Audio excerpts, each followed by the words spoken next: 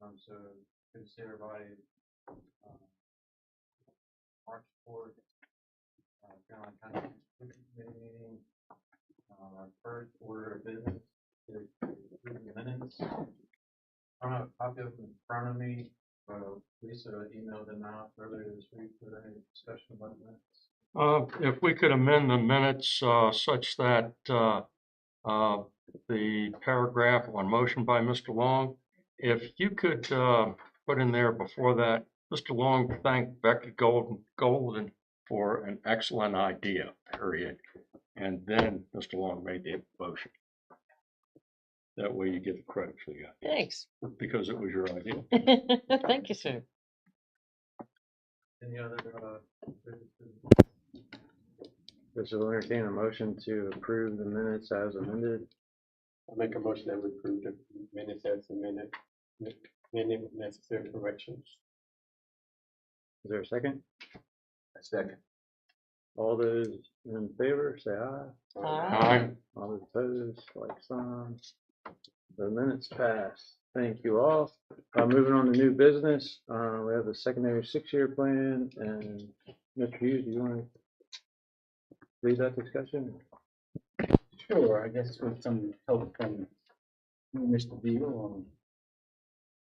So Richard Spurlock of VDOT sent over proposed SSYP secondary 6-year plan for 2027 through 2032, the draft, and it outlines the funding that the county has available in this program, and it identifies also the one project that was completed last year, which was the turn lanes on Double 3 Jump Road at its intersection with Route 207 at the high school. And so you can see that project was completed. And then I think most notable in this plan is that in FY27, we have available funds of $89,444 in the secondary 6-year plan. And if you carry that out through 2032, then the county would have a total of $544,702. So last year, if you all recall, we had limited funding. I think it was right around $80,000, and I think we, as a committee, decided that we would allow the money to grow, and that might not be correct, but to allow the money to grow until we had such funds that we could actually do, some type of project. So it's kind of where we are. And David, I'm not allowed. The one question I would have on here is, if we look in this first line where it says allocation code and available from previous, so did we end the year with $5,000? And is that what we carried forward versus the 80? Where are you looking? On the allocation code expended and available? Yeah. Yeah, so the funding is only available in the fiscal years that it's programmed. So what that column is showing is the funding that's available from previous years. So basically you got $5,888 between the two funding sources that's still available in this fiscal year. So I'm not sure, the $6,117, it came out of one of those, it had to have come out of the tele fees, I guess, but there are not enough tele fees there, because the unpaved road funds can only be spent on unpaved roads. So that's a question in my mind. If all we did was the turn lane, unpaved road money couldn't have been spent on the turn lane, had to spend tele fee. So a little bit of question in my mind, but either way, not much money that's available for a project to start today. We still have to let it build up. That being said, if we knew what our priorities were, we could make a recommendation to the board to go ahead and list a project.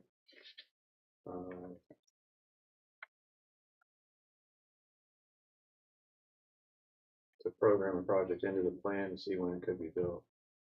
Typically, when I do these, I give the counties a list of their outstanding unpaved roads that are already in the system. Do you happen to have that or no? We did get it, I think, last year. List of unpaved roads provided to us.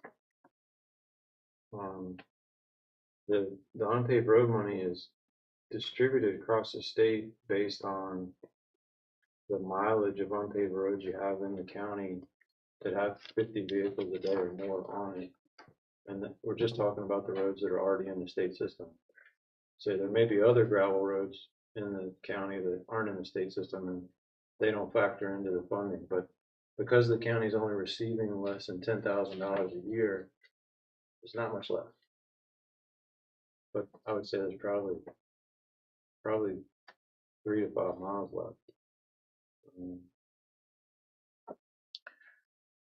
But outside of paving unpaved roads, I'm not sure what our priorities would be to spend the tele fees on as far as road improvements. If there was a turn lane somewhere that we wanted to do, or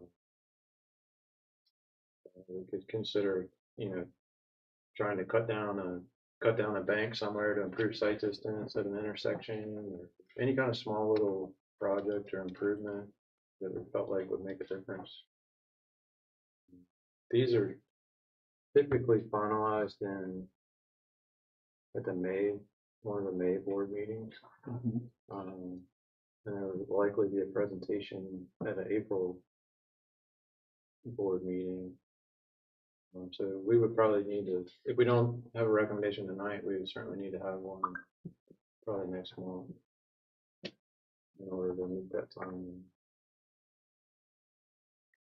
And I seem to recall it may have been not last year, but the one prior, 2 years ago, the secondary 6-year plan did have a couple unpaved roads in it, but they didn't meet the criteria for vehicle trips. Yeah, so we couldn't use the tele fees, so we took them out of the plan. That's how. Was it Rattle Trap and then the one in Caroline Street? I think those were the last couple before this. I have to go back now. I didn't bring my folder of all the prior plans, but I do recall that. So we took those unpaved road projects out because they just didn't meet the vehicle trips to qualify. But we could still use tele fees. If we get 10,000 each year, why is it that the amount here of 89,000 is constant throughout? Well, that's the total. The 98, 92, that's the previous and fiscal year 27, fiscal year 28. That's the portion of that funding that can only be used on unpaved roads. The line above that on used on what? Unpaved roads, gravel roads, Okay. to hard surface gravel roads. The line item that has in fiscal year 27, 79,552. Those are what we call tele fees.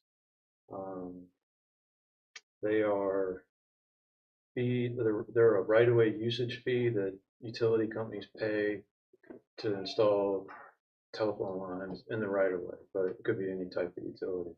And that's distributed to localities based on population. You can spend it on whatever you want. On a secondary system. And the secondary system is the routes 600 and above.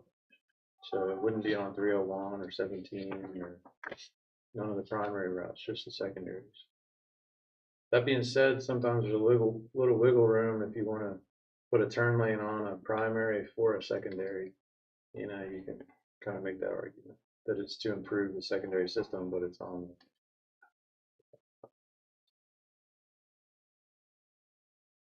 But you can do most anything with telefeeds. There's not a lot of limitations. You can also bring a existing gravel road that's maybe not state maintained, not in the system. You could do a rural addition. And bring a gravel road into the system. You have to pave it as part of, you allocate the funding to improve it to a paved road when you bring it into the system. So we could do that as a rural addition if we were aware of a gravel road that maybe there wasn't a maintenance agreement or an HOA or anybody to take care of it. And, you can make an improvement to the citizens on those roads and bring it into the system, make it a state road. But the telefees is just construction funding, so any right of way has to be dedicated if it isn't already. Easements have to be in place or be able to be dedicated at no cost to the program. The county could use local funds to supplement it if they needed to. Is anybody really aware of any project? So I have a question. Does it have to be a gravel road? No. So because we have a situation where there's a road that was paved, wasn't brought into the system, it's dedicated to the county, and it doesn't appear there are any bonds. No, there aren't any bonds. Is it 20 years old? Possibly. Yeah, it could be a rural addition. If it's 20 years old, there's no speculative interest. Yeah, it could come in. And if it's already paved, it may need to be resurfaced if it hadn't had any attention in 20 years. And they have some trees need to be trimmed, the culverts need to be cleaned. But whatever maintenance needs to be done, whatever, it could be part of a rural addition. So 20 years is the trigger. Yeah.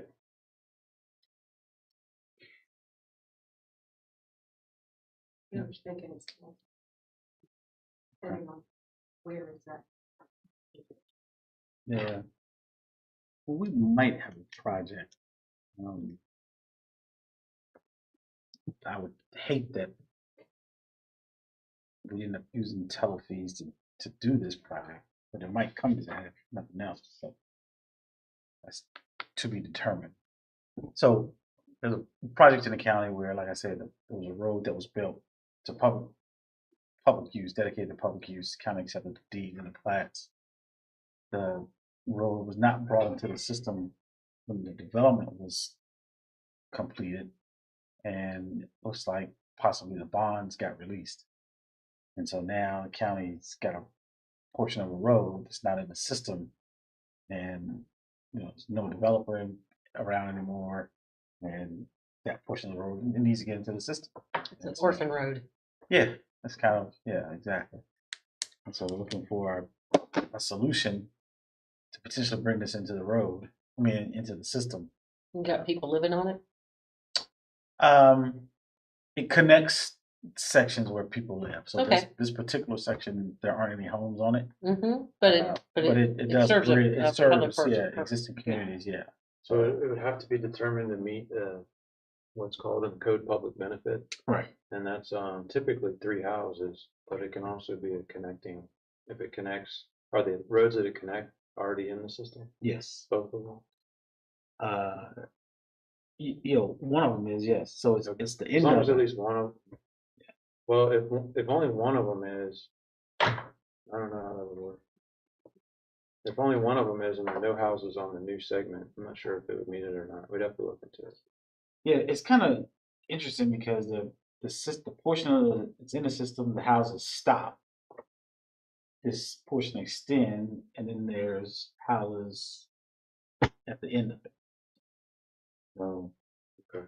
it's kind of an extension of the road, and it just didn't get brought into the system.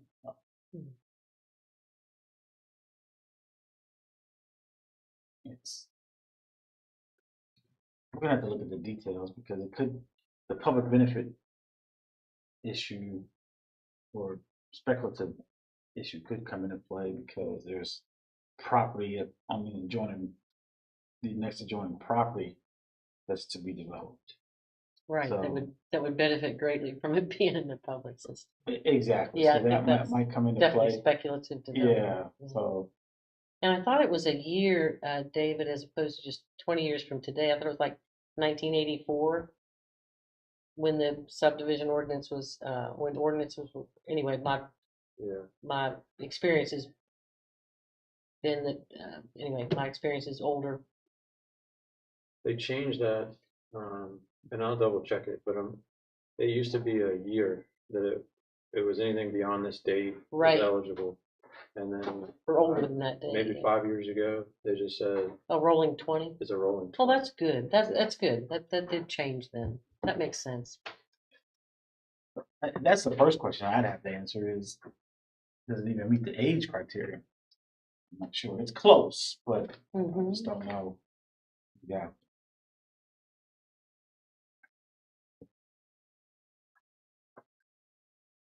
I was trying to find on my emails. I had a list of the unpaved roads from last year, but I can't find it. Yeah, I'm like, Leon, I have it in my folder at work from Yeah. a year ago. I had those. But like I said, my recollection of it, we have a couple that we had in the plan and they just didn't meet the trips per day criteria. But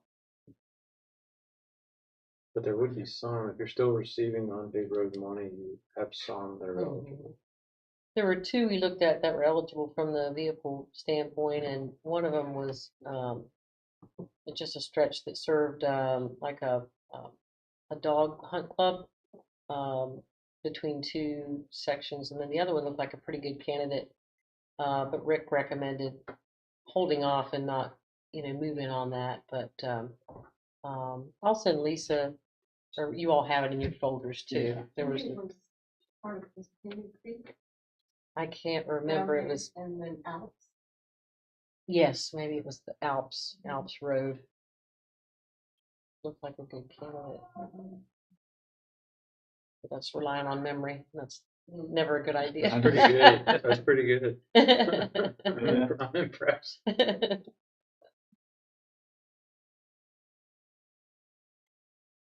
Well, this committee. And we don't lose the money Yeah. if you don't, I mean, and the short of it is, if there's more than $100,000 in the plan, which there isn't, in any given year, you don't have to do the update, but every other year. So theoretically, if the board chose to, if these numbers are correct, they could skip the update this year and just do it next year. Because it just takes time and there's not a lot of money to get enough to have a project, but they're close.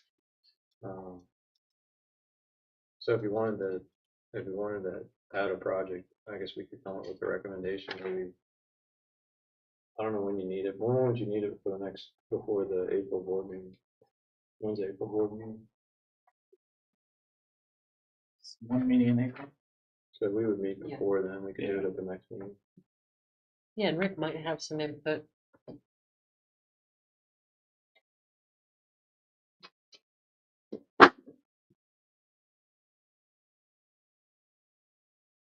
Can you do studies with penalty?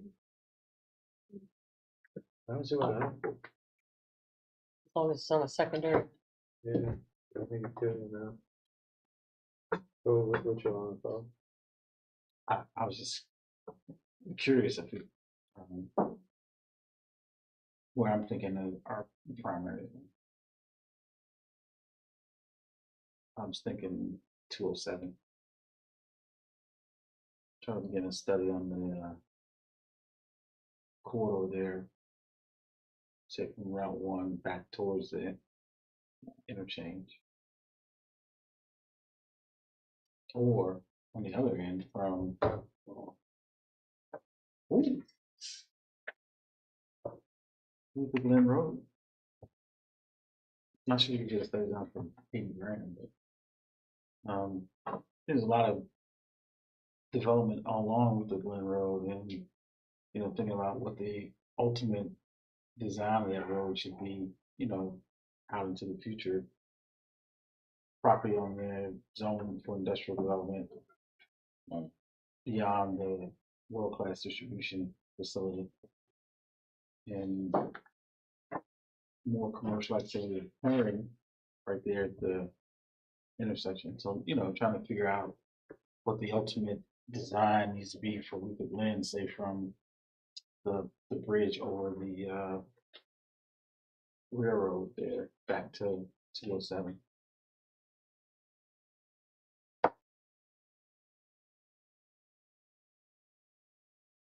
So some traffic modeling to see, put in your land use and see whether that road needs to be more than the 2-lane road that it is today. And then I know you wanted some, sidewalk improvements and so forth along there, or was that kind of where you had some idea for more pedestrian? Especially along 207 between Belmont, down to the intersection there, and then continuing on, and just overall, improvements in that stretch from an aesthetic perspective, Mhm. and of course the interchange is the big thing that's going to have to be addressed at some point in the future. So, we've had conversations with Cassie and Carrie about, our next step, our next round of smart scale, possibly including, a stars, hopefully there's a star study or some type of study between round 7 and round 8 that might identify projects in that corridor. Look at the interchange and then look at, down to maybe Enterprise Drive. Okay, Yeah. We've had those conversations, and there's some discussion, I think, at VDOT about whether that should be one study or 2 studies. One study to look at just the interchange, and then a separate study to look at the mhm, and while I'm speaking on smart scale, just for everybody's information, the application portal for round 7 just opened, and we will have at least one project, possibly more than likely 2 and possibly 3 additional, or 3 projects total for this round. We're gonna resubmit the project that we had last year that was at the intersection of Route 1 and 207. Pedestrian improvements there scored really well. Probably would have gotten funded not for another project that had a whole lot of money. Then the STAR study at exit 110 for that interchange, hopefully is going to produce 1, maybe 2 projects for round 7. That's a critical interchange and really needs to be done. Of course, you are familiar with 4-lane 639 up to that bridge, and so now we need to look at improving the bridge and going east across the interchange. Really high priority, given it's really the epicenter where the majority of the residential development is occurring in Carroll. Feel pretty good about the Route 207 Route 1 project because it scored so well last time, and then actually we're reducing the scope this time. So, fewer dollars.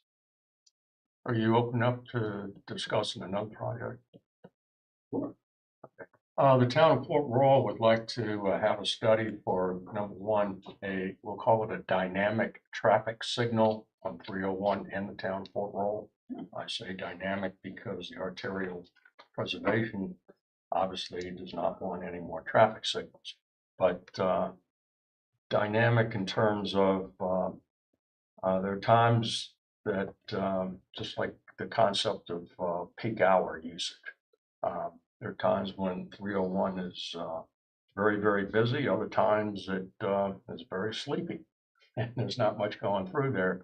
Therefore, the traffic signal might just blink during periods of little activity and then come into usage when activity arises to the point that it is prudent in terms of traffic management, prudent in terms of safety, that we have the use of traffic signal. That's one issue.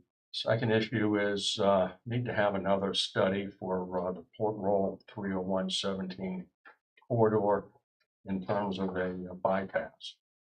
And thinking in terms of 10, 15 years out into the future, the traffic is obviously going to increase.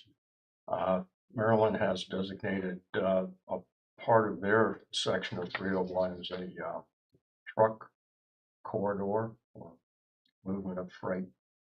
And we get quite a bit of traffic now of tractor trailers. And the fact is that in the town of Port Royal, there are no shoulders for 301. The fact is that usually if there's an accident, the entire, if it's a northbound lane, the entire lane is shut down. And sometimes we'll shut down both lanes. And again, there's no place to pull anything over because there are no shoulders in the town of Port Royal. Past studies suggested that perhaps the corridor going through the town of Port Royal could be enlarged. But the fact is that from that Rappahannock River all the way up through, if you know where Horns is, at the intersection of 17 and 301, that's to say a little bit north of that intersection, the entire corridor is now in the Virginia and the federal registers of historic places. And as such, I think it's a section 106, whereby you have to take that into consideration if there's any federal money used. And since in transportation monies are fungible, it could be even a state project and you can still make the case that it's federal money. Therefore, plus 301 going through Port Royal, we have a huge amount of fiber assets on both sides of 301. Trying to enlarge 301 it's not going to happen. The cost of moving that fiber, you'd have to show there's no other feasible alternative to destroying historic assets such as structures, archaeological sites. Therefore, we conclude that the most prudent action on the part of, if you could say someone acting as a fiduciary, that's to say working for the best interest of the public, the most prudent action is to take a hard look at a bypass. So would the bypass be an overpass almost? I mean, are you gonna? I'm not a traffic engineer. I can tell you that the original study put forward the concept of a couplet whereby the southbound traffic would arc around the town and not the northbound traffic. In other words, you come off the bridge, you would have a choice. You could either go straight on 301 or you go 25 miles an hour if we could get that speed limit. Or you could go 50 miles an hour and take that right turn and just bypass the town. And therefore, possibly, I say possibly, we could reduce the southbound lane from the river to the intersection, reduce that to perhaps one lane and take that extra lane and apportion it such that you have sidewalks and or shoulders on the both sides of 301. Also, by moving that traffic, that southbound traffic, arcing it around, and it hits 17 and then makes a left at a traffic signal, which is not on 301 but on 17, what happens is that that beach traffic that backs up 301 during the summertime, that beach traffic then would go straight instead of making a left turn. And that would take the pressure off of the intersection at 17 and 301. Does that make sense, David? I understand what you're describing. Before we move on to discussion about that, was there any more discussion about the secondary 6-year plan? Or are we just gonna table that and make a recommendation at the next month's meeting. Do we need a motion for that? So is that, so you look at the old traffic, analysis to determine on what roads or what a new one have to be done? Determine on repay, paving, But we have a list already. There's an existing list of unpaved roads. but as far as meeting the traffic criteria, I thought that was a stipulation that had. Yeah, that's just for the unpaved road money to be spent on it. Okay. It had to have at least 50 vehicles per day. But we could still spend the tele fees Okay, on it if it wasn't eligible for the unpaved road money. gotcha, okay, Which you gotta spend the tele fees to do anything because unpaved road money is so small. shot. When you say 6-year plan, are you referring to this? Yeah, the secondary 6-year plan, This is it? that's what we got right now. There's nothing in it. Devil's 3 jump was what they built last year, and it's only still on here because I guess maybe they haven't closed it out, or there could be some expenditure that hasn't hit it yet, but I'm guessing they just haven't closed it out. Does Leon have any suggestions on this? Well, you talked about something, but then I think your conclusion was it really does not fit this. Well, Well, I don't know. I have to look at, he had a couple of rural Criteria. additions that you Yeah. thought might be a good fit. one. And I think we want to look at the unpaved road list to see what may still be on there that may or may not be eligible to use the unpaved road money for. It sounds to me that you don't have the information at hand, therefore I'd make a motion that we table this. To next month's meeting. Yes, sir. No, I'll second that. All those in favor? Alright, So that's tabled. That's fine. All right, now, What rule? How do any we move discussion forward? on Alex's proposed projects? Or ideas? I think, Leon started with, the smart scale applications, which that cycle is every 2 years, that window opens for smart scale applications. And I would guess at this point that we're too far behind the 8 ball to have an application other than the ones he's talking about for this cycle. Right, I was So told it's that we something that we could- maybe 2027, but we need to get the study done Right, now. you gotta have a study, so you gotta start on a study. Well, the other question I have, is it gonna meet the criteria for smart scale? Is it gonna meet a V-Trans need? Well, I think 301 is a corridor certified significance, right? It is, so So that it's- automatically makes it's it screened green. in, yeah. Okay. I think you need to take a hard look on what the benefits of the project, how the project would generate points in smart scale so that it would score well. So whether it's, the smart scale, I think Caroline gets the most points for safety. So that's based on crash history. So the more frequent and more severe the crashes, the more points you get. The second factor is economic development, and I think that's gone to, you have to have a site or something in a database within a certain distance of the project to get points for that now. They changed the criteria. Yes, it's a bit of a black box for me. Becky, you have any thoughts? No, There can is smart scale, can you package your project to include the study in your application? Or as Alex indicates, the study has to be kind of shovel ready. It's more of a right, you have to have construction. already done a study. Okay, I think so I you guess can, what we're. I think you could apply for a study in the smart scale. But I don't know how, Wasn't sure I if don't know that how it is gets points possible. though, because the study in it itself doesn't fix anything. But not to pour water on it, but a road on new alignment is extremely expensive. So unless there's a overwhelming benefit. And in this case, it would be, you're gonna reduce a ton of crashes.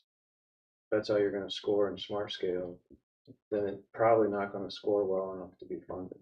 About, maybe at least half the, rights of way could be donated by a family that wants to have their property developed. And that gets into a chicken and egg kind of thing. The right of way is gonna have to be in hand before the Smart Scale application, or the Smart Scale application is going to consider that they have to buy it. So the cost of the right of way is still gonna be factored into the application. Could it be, a deed, with a deed of revision attached there too, whereby if, it's not, the rights of way are not used by a specific time, that it goes back? I don't know. Hmm? I don't know. All right. I know the last year's project, towards the end, even this year, what they were talking about right away is that there needs to be some commitment to that right away before it to be considered. Where they're gonna score it as if they've got to purchase the right away. Well, I think we could get a commitment, in terms of an actual deed. That might be possible. Again, I think if there was a, deed, if there was a revision clause in the deed such that if, it were not constructed in such a period of time that, It gets hard to nail down because with the Smart Scale application, there's no design that's done. It's literally just a pencil drawing. Which it is about where we want the road, and we can come back later if you need to shift it, or you got slopes you need to deal with, and you need easements and whatever else to make the drainage work, Yeah. or, it's just until you have the design done, you don't know exactly how much right of way and easements you need. So it's difficult to pin that down on the front end when you haven't done any design. the Not good saying thing it's- about it, that the land is topographically, it's level Yeah, sure. and it's clear. There are very few physical constraints.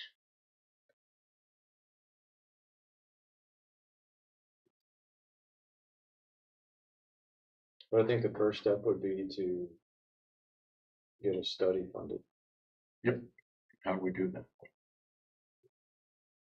So that would, maybe like pipeline. I don't know that. I would think either pipeline or a corridor study, one or two. And then you would have recommended improvements out of the study, and it would need to be one of the recommended improvements from the study. And Alex, I would say if you have any significant development projects come to the town, they're gonna be traffic generators, and one way they might mitigate their impact if it was rezoning is to contribute towards, a study that would identify mitigating improvements. That could be their contribution to, mitigating their impact on the network. That could be funds to, or portion of funds to help pay for stuff. But at this point, the 207, 301 corridor study that was done, I think starting in 2017. Did it start in 2017? Anyway, it's old at this point. Yeah. So it can't be used for much.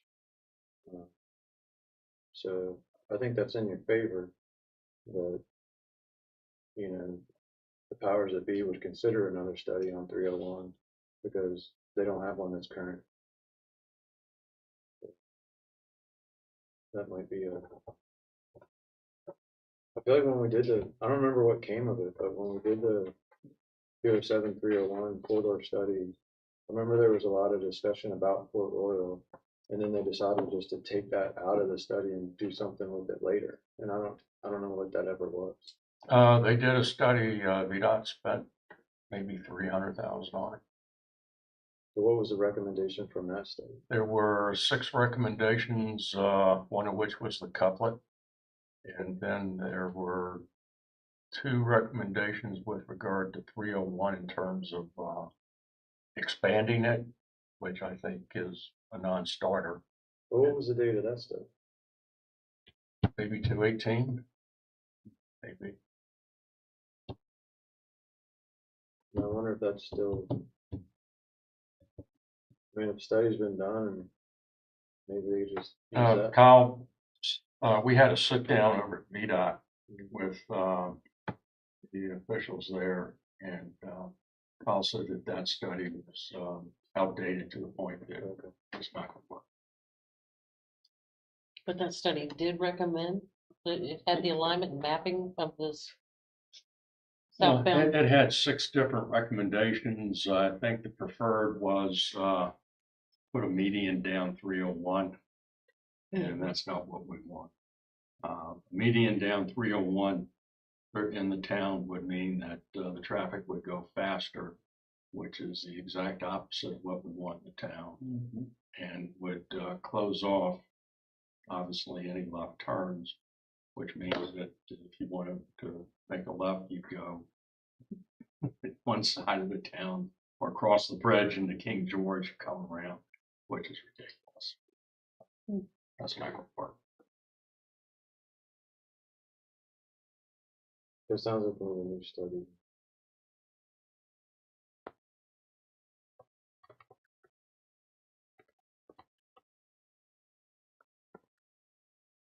Or at least a new recommendation.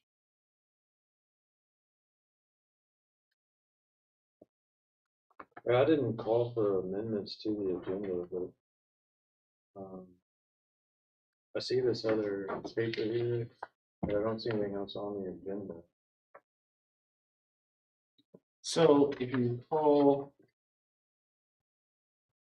maybe last meeting, maybe, we had a discussion about projects that were occurring. I think Alex had asked for map or diagram of projects that are occurring around the county. Oh, okay.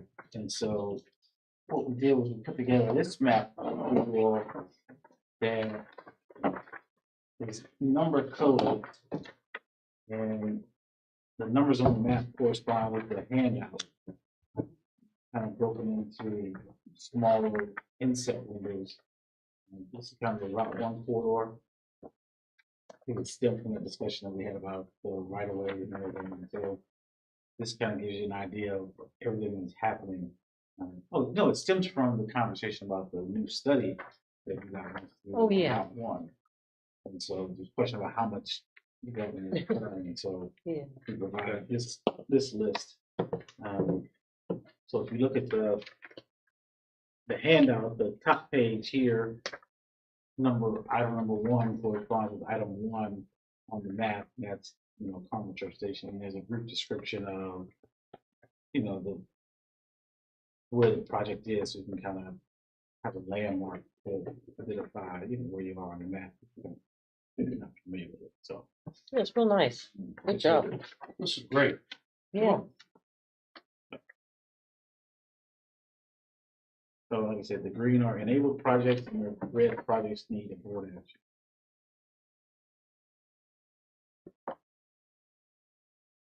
Yeah, this is real good. Ladies must come blow up. The place to be. Telling you what. Hence the star I study. guess my choice of words is poor there. Ladysmith is going to expand. Yep.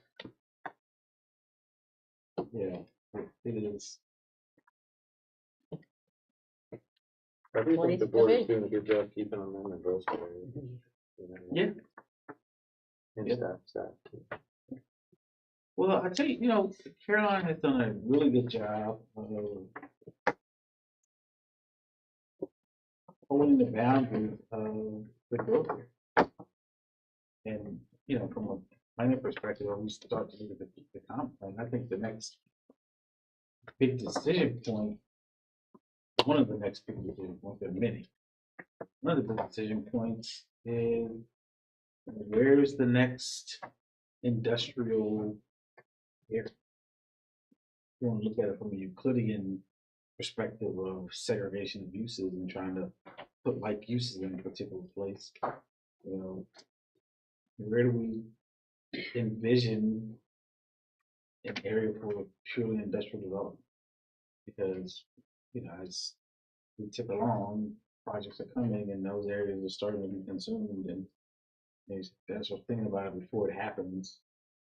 So, it's just something that, we expanded our planned innovation research technology area and in the middle of last year, we were on the cusp of 2 rezoning cases coming along that would have consumed all of that expanded area. One was withdrawn and now there's one still out there. But those 2 cases, if they happened, would have consumed all of that land that we just expanded. And so, Didn't you have 1,000 or 2,000 acres in what you called a PERT? yeah, we added 1,000 plus acres, and like I said, there were 2 applications that would have consumed that additional acreage. Gone? Yep. Data centers? Yes. Yeah. One was withdrawn, and one is still kind of moving forward. It seems like everyone and their brother is building a data center. I saw that happen many years ago with office buildings. Everybody built them, and there was an oversupply, and the whole market crashed in. Yeah. It just when the market gets very frothy like that, and you read articles, the Wall Street Journal has an article a day about, gee, is AI going to collapse? I think it's still got a ways to go before it reaches that point. Yeah, We're just trying to figure out how to use it. Yeah. At least I am. I think we're a little ways, but I mean, as technology improves, are they in large facilities like they are now? In other words, if the technology improves, will they need large facilities? So Mhm. you're right. But interesting comment. So It's just like the computers used to take up the whole room, and now yeah, you can hold it in your hand. Yeah, more computing power with your phone than they did on the space shuttle. so I mean, yeah, who knows? So they say it's taken up, your 1,000 acres is taken up, but I'll believe it when they build it. Well, like I said, you can never think about things today and think long term. I took a trip this past weekend and I went through one of my former jurisdictions. And it's now right around 20 years later. And there were things finally built that I had worked on that were just, plain that they got improved. But those physical improvements are there. And it's a different place. And I was talking to the fire chief yesterday, and he spent 9 years in Raleigh. And he went back to Raleigh a few years and he struggled to find his office because of the development. So, I would say what you see today is not what we will see in 20, 30, 40 years from now. You never know what shape or form it's going to take. I mean, you just never know. Yeah. It's going to be something though. 50 years from now, they'll be redeveloping data centers to apartment buildings. Yeah. Just like the just like office shopping buildings. malls of the 80s or now apartment buildings. Yep. Whatever. I was gonna say, like Alex mentioned, those office complexes. Look at Innsbruck. How much housing is now in Innsbruck? Which is 15 years ago, we would never thought that. They're there. Or anybody have anything else before we adjourn? If not, I'll entertain a motion to adjourn. If I move that we adjourn to our next communication next month. Second. All those in favor? All right. Good job. We'll see you then.